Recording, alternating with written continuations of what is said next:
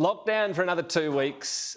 Northern Beaches, how many cases are we at the moment in the Northern Beaches through this outbreak, Jason? So we have 2 cases on the Northern Beaches, both of which have been linked to known sources. So essentially pretty close to zero. So is it feeling proportionate, your lockdown from the Premier? Look, it's not, and that was a leading question, and I appreciate it. Thank you, Tom. I think, when you look at the benefit cost analysis of these lockdowns, it becomes pretty clear that we need to be about suppressing the virus, not the freedom of people. And when we go into lockdowns, you end up in a situation where you're hurting children who are not at school, and in some cases you're hurting them extra more by getting them taught by me. And secondly, people who can't go to work and businesses that can't trade. So when you're in an area, and it's not just the Northern Beaches, it's large parts of northern parts of Sydney, the Central Coast, Illawarra, Wollongong. I even generously said the other day that I thought that Stephen Jones should be let free. What do you think, Patrick Gorman? You could free Stephen Jones, but you have to free Jason Falinski as well if you agree. Well, Tom, I'll just say I hope that everyone in New South Wales is free as soon as possible. And obviously there's some small encouragement out of the numbers today. That's good news. I agree that, everyone hates lockdowns. They're horrible. All of those terrible things that Jason just outlined. The sad truth is that they work, and at the moment, until the vaccine rollout is actually properly up and running, it's all we've got. Yeah, well, I suppose that might be true. What about the extent to which vaccines are being used, I guess? How do you reflect on ATAGI advice, Jason, that basically meant AstraZeneca was stopped being used for, first of all, under 60s and then under 50s? They give medical advice to the government.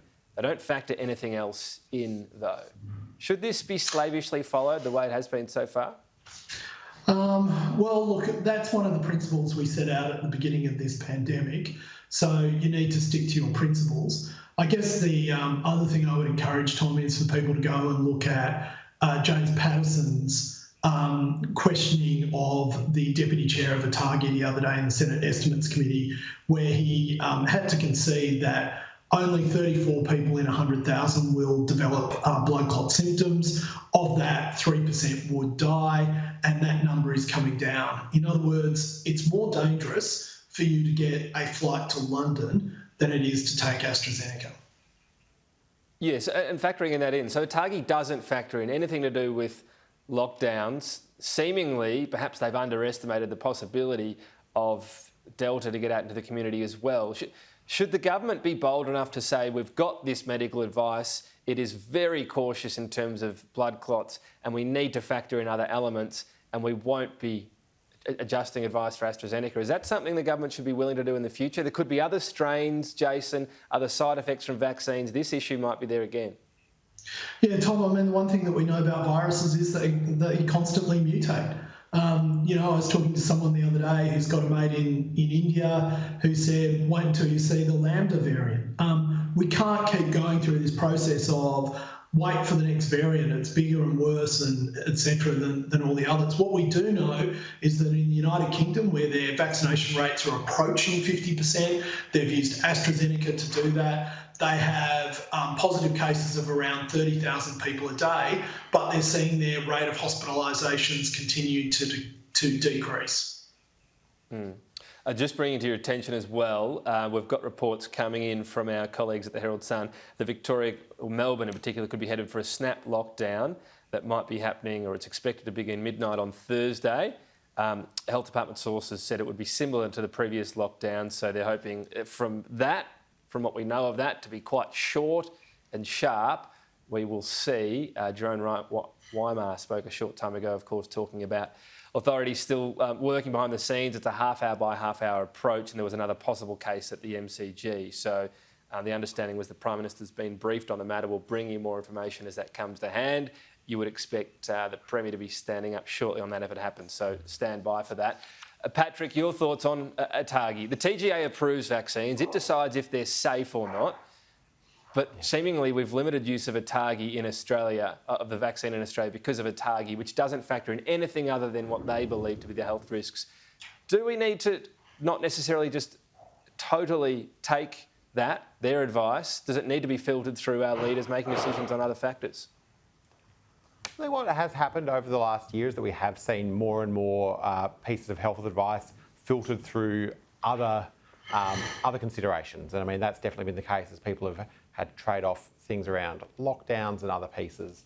I went and read the ATAGI advice this morning in terms of what they said around AstraZeneca. And they said that one of the only reasons they're now re-expanding the advice around AstraZeneca is because of the limited supply of Pfizer. So all of these problems, I don't want to blame ATAGI for it, all of these problems stem from the problem of supply. And that's a problem of supply that was within the government's hands. We're 18 months into this now. We've known for a long time that there were vaccines in development, that we had to have contracts and supply agreements to get those vaccines. We didn't get that done quick enough. And that's why ATAGI is now stuck with these decisions. Well, that's true. Look, I think just about everyone would agree that you would have bought more Pfizer earlier and had more options earlier and signed up deals when other countries were. But it doesn't change that decision needing to be made then. It might need to be made in the future. We might have side effects from other vaccines and other variants. So what do you say to that, to whether ATAGI should be, just totally followed without any questioning of it? Well, I'm not going to say that we should allow any individual part of this coordinated response to lead it. The person who needs to lead it is the Prime Minister. He's had his National Cabinet. They are debating these things, weighing up the costs and the benefits. Now, members of my family who've been fortunate enough to be able to be vaccinated, they've all been vaccinated with AstraZeneca. I don't want to in any way say anything on your program that discourages a single person from getting vaccinated, because it's so important that people go and do that. When it comes to the question of who has the final say, ultimately these things do all become values judgments. So we have to accept that it is our political leaders who have the final say through the National Cabinet, the Cabinet, etc. And that's the way it should be. And everything has costs, as was said on the program earlier. Every single thing, whether it's jumping on a plane, jumping in a car. Well, that's true. Abseiling, drinking alcohol, everything has risks. Yeah, bungee jumping. Well, that's true, and that's that's drinking why a we coffee. don't have health. It all has That risks. can have benefits. Don't you attack coffee? Big coffee will be on to me if I let you get away with that one. Patrick, I know you're a culture vulture. This story is concerning you, I'm sure. Quite a few venues in Perth have banned people that are performing from regions that have been annexed by China because of a policy that if you identify with countries that have a questionable political status, an unclear one, you can't perform. It can include minority Uyghurs, for example, and this is seemingly at the behest of the WA government. What do you make of this? Look, it is concerning. Values of freedom of expression, freedom of debate. Indeed, I'm a member of the WA branch of the Labor Party. We have in our platform a belief in freedom of speech. This doesn't sit right with me. I hope that the Perth Theatre Trust sorts this out soon. We don't want unaccountable trustees trying to involve themselves in complex geopolitical situations. It's much better that we stick to our Australian values of freedom of thought, freedom of expression, and being able to let people, do a dance, have a conversation. There's a whole range of things that make all of us uncomfortable at times, but that's part of living in the free and open society in which we live.